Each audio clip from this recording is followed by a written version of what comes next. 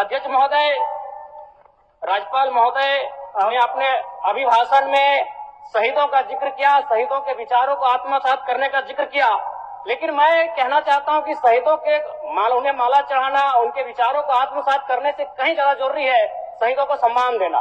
मैं एक झारखंड, चूंकि माननीय मुख्यमंत्री भी झारखंड आंदोलनकारी के सुपुत्र, आज वो मुख्यमंत्री हैं, मैं भी एक झारखंड आंदोलनकारी का बेटा हूं, आज मैं विधायक के रूप में आपके बीच हूं, लेकिन आज असंख्य झारखंड आंदोलनकारी के परिवार है जो छत विच्छत हो चुका है। इसलिए मैं चाहता हूं जिस प्रकार एसटी आरक्षण, ओबीसी आरक्षण और एससी आरक्षण, ईडब्ल्यूएस आरक्षण के साथ झारखंड आंदोलन की लड़ाई लड़ने वाले आंदोलनकारियों के परिवार को, आश्रितों को 5% आरक्षण की व्यवस्था की जाए, ये मैं सदन से मांग करता हूं। अध्यक्ष महोदय। सदस्य जयराम जी बोलिए, बोलिए आप बोलिए। धन्यवाद अध्यक्ष महोदय। मैं माननीय राज्यपाल महामहिम के अभिभाषण की सराहना करने के साथ साथ अभिभाषण के विपक्ष में कुछ बातें रखना चाहता हूं।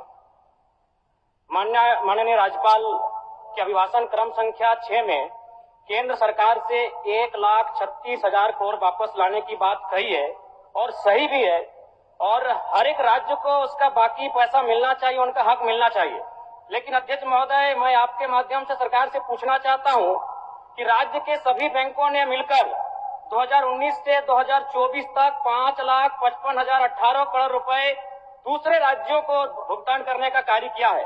बैंक में जो पैसा डिपॉजिट होता है वो दूसरे स्टेट को जाता है, और अगर अभी देखा जाए तो झारखंड का सीडी रेशियो मात्र 36% है, जबकि आप तुलनात्मक अध्ययन करें तो आंध्र प्रदेश का सीडी रेशियो 110 के आसपास होता है, तमिलनाडु का सीडी रेशियो 115 के आसपास होता है। और सबसे महत्वपूर्ण बात कि बैंकर समिति के अध्यक्ष माननीय मुख्यमंत्री होते हैं। अगर इस पैसे को हम लोग बचा के अपने राज्य में ले आते हैं तो लोन के माध्यम से यहाँ के युवा, यहाँ के महिलाओं को अगर निर्गत कराते हैं तो बहुत बड़ी समस्याओं का निदान होगा। इसलिए मैं चाहता हूं कि सत्ता का ध्यान इस ओर आकृष्ट हो।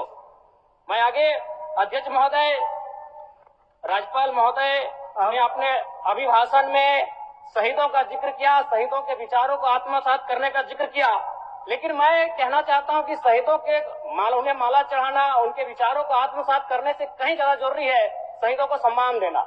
मैं एक झारखंड, चूंकि माननीय मुख्यमंत्री भी झारखंड आंदोलनकारी के सुपुत्र, आज वो मुख्यमंत्री हैं, मैं भी एक झारखंड आंदोलनकारी का बेटा हूं, आज मैं विधायक के रूप में आपके बीच हूं, लेकिन आज असंख्य झारखंड आंदोलनकारी के परिवार है जो छत विच्छत हो चुका है। इसलिए मैं चाहता हूं जिस प्रकार एसटी आरक्षण, ओबीसी आरक्षण और एससी आरक्षण, ईडब्ल्यूएस आरक्षण के साथ झारखंड आंदोलन की लड़ाई लड़ने वाले आंदोलनकारियों के परिवार को, आश्रितों को 5% आरक्षण की व्यवस्था की जाए, ये मैं सदन से मांग करता हूं।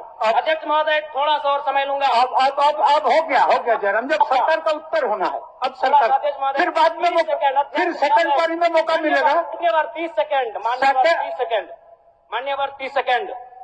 चलिए बोल लीजिए।